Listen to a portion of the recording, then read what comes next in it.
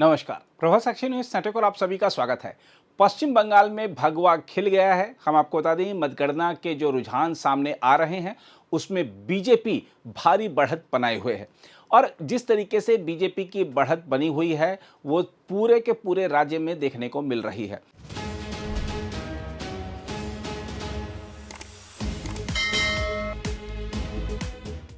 खासतौर पे झारग्राम, जहां पर प्रधानमंत्री नरेंद्र मोदी ने झालमुरी खाई थी, वहां पर बीजेपी के लक्ष्मीकांत साव लगभग 8,000 वोटों से आगे चल रहे हैं।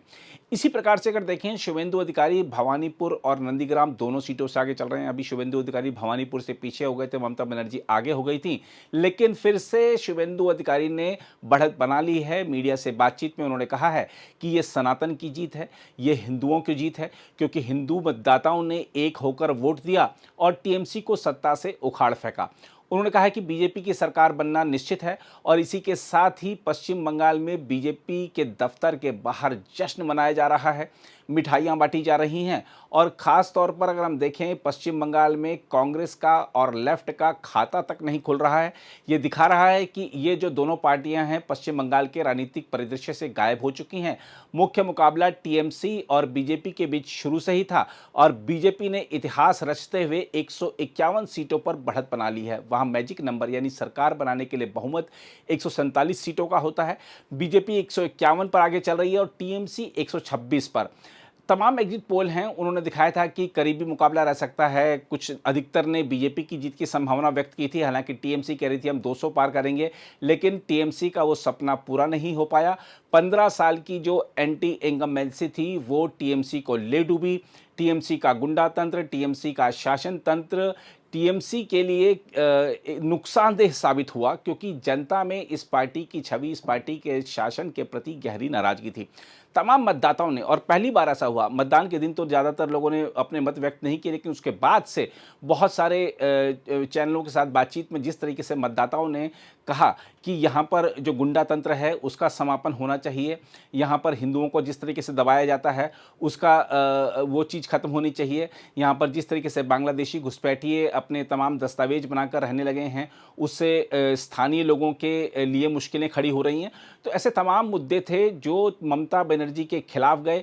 एसआईआर एक बड़ी कवायद थी जिसके तहत लगभग 90 लाख ऐसे नाम थे जो कि मतदाता सूची से बाहर कर दिए गए थे, क्योंकि वो ये बात साबित नहीं कर पाए थे, दस्तावेज अपने प्रस्तुत नहीं कर पाए थे कि वो वैध मतदाता हैं। इस तरीके से तो पश्चिम बंगाल में जिस तरीके से एकजुट होकर बीजेपी ने चुनाव लड़ा, तमाम बीजेपी के वहाँ पर जो गुट थे सबको साथ लेकर आए और बीजेपी के लिए खासतौर पर जिस तरीके से प्रधानमंत्री नरेंद्र मोदी ने लगातार रैलियां की, रोड शो किए और गृहमंत्री अमित शाह जिस तरीके से 15 दिन पश्चिम बंगाल में डेरा डालकर बैठ गए थे, उससे काफ़ी हद तक बीजेपी को फ़ायदा हुआ है। और इससे भी बड़ी बात, बीजेपी के जो संगठन के लोग हैं पिछले लगभग 1-1.5 साल से पश्चिम बंगाल के विभिन्न विधानसभा क्षेत्रों में लगे हुए थे, मेहनत कर रहे थे और ये जो टीम है उस टीम का भी एक बड़ा परिश्रम आज के इन परिणामों में दिख रहा है। तो पश्चिम बंगाल में बीजेपी की सरकार बनना तय है, लेकिन अगर हम बात करते हैं तमिलनाडु की, तो तमिलनाडु में चौंकाने वाले नतीजे सामने आए हैं। डीएमके जो ये कह रही थी कि हम तो हैट्रिक लगाएंगे, हम तो सत्ता में फिर से वापसी करेंगे, तो डीएमके का सपना टूट गया है और डीएमके सत्ता से बाहर हो गई है। कांग्रेस उनके साथ थी, दोनों गठबंधनों को नुकसान पहुंचा है। खासतौर पर अगर हम देखें तो एमके स्टालिन अपनी सीट से तो चलो आगे चल रहे हैं, लेकिन उनके बेटे उदयनिधि स्टालिन जिन्होंने हिंदुत्व के बारे में, सनातन के बारे में तमाम आपत्तिजनक बातें कही थी, वो लगातार अपनी सीट से पीछे चल रहे हैं। ये दिख रहा है कि डीएमके को उसका अहंकार ले डूबा, परिवारवाद ले डूबा, भ्रष्टाचार ले डूबा। और जिस तरीके से टीवीके जिसने शून्य से अपने सफर की शुरुआत की, आज वो 106 सीटों के साथ फिलहाल इस सबसे बड़ी पार्टी के रूप में उभर रही है। और इसी के साथ ही जो विजय हैं, इनका सीएम बनना लगभग तय माना जा रहा है अगर यही परिणाम में परिवर्तित होते हैं रुझान तो। लेकिन उनको सत्ता हासिल करने के लिए, सरकार बनाने के लिए गठबंधन की सरकार बनानी पड़ेगी। एआईडीएमके का गठबंधन, एआईडीएमके क्या उनको सीएम पद के लिए सपोर्ट करेगी, देखने वाली बात होगी, क्योंकि एआईडीएमके जिसमें बीजेपी भी शामिल है 81 सीटों पर इस समय बढ़त बनाए हुए है। वहीं डीएमके गठबंधन 45 सीटों पर और अन्य 1 सीटों पर आगे चल रहे हैं। तो तमिलनाडु में विजय ने कमाल कर दिया है। खासतौर पर यूथ का, महिलाओं का जो समर्थन उनको मिला है वो अपने आप में ऐतिहासिक है।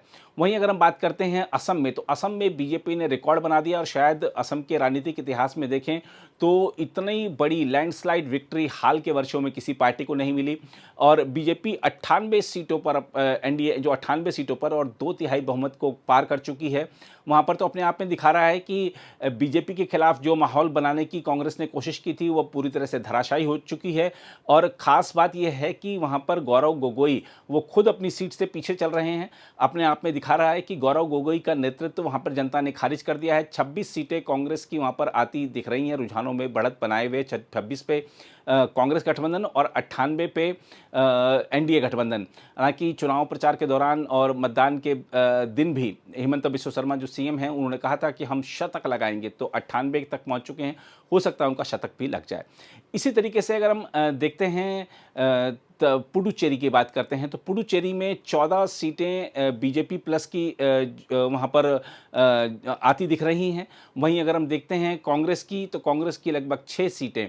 तो ये दिखा रहा है कि पुडुचेरी में एनडीए की सरकार वापस बनती दिख रही है। और पुडुचेरी में वैसे भी जो चुनाव प्रचार के दौरान भी एक चीज़ देखने को मिली थी कि सरकार के खिलाफ नाराज़गी नहीं थी, ऐसा कोई माहौल नहीं था कि जनता सरकार बदल देने के लिए आतुर है। वहाँ पर जो डीएमके है, विजय की पार्टी है, एआईडीएमके है, ये सब भी उनकी भी मौजूदगी थी। लेकिन पुडुचेरी में एनडीए की सरकार बनती दिख रही है। रंगासामी फिर से वहाँ पर सरकार बना सकते हैं। और जैसा हमको बताया, आपको 14 बीजेपी, 5 कांग्रेस और 4 अन्य, पुडुचेरी का फिलहाल जो आंकड़ा है।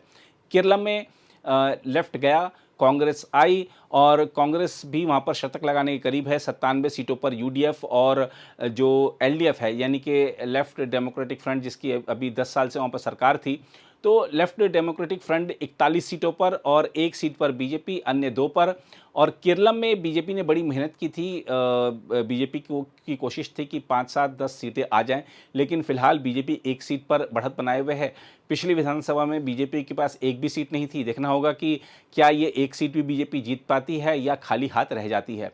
केरल में एक चीज़ साफ थी कि मुख्य मुकाबला वहाँ पर लेफ्ट डेमोक्रेटिक फ्रंट यानी एलडीएफ और यूडीएफ के बीच था, जिसमें यूडीएफ ने बाजी मार ली है। आखिरकार 10 साल बाद वहाँ पर यूडीएफ की सरकार बनने जा रही है। तो फिलहाल इस समय का यही आंकड़ा है। 5 राज्यों के जो चुनाव हुए थे, मतगणना का काम जारी है। बीजेपी ने 155 बंगाल में हासिल कर ली हैं, स्पष्ट बहुमत से आगे निकल गई है बीजेपी। 124 पर टीएमसी। और इसी प्रकार हम असम में देखें तो असम में बीजेपी, एनडीए, पुडुचेरी में, तमिलनाडु में त्रिशंकु, केरल में कांग्रेस। तो फिलहाल ये इस समय की तस्वीर है 5 राज्यों की। थोड़ी देर में आपके साथ फिर जुड़ेंगे और बताएंगे कि और क्या चीज़ें इसमें नई जुड़ी हैं इन आंकड़ों में। फिलहाल इस रिपोर्ट में इतना ही। बाकी देश नई खबरों के लिए बने रहें आप प्रभा साक्षी के साथ।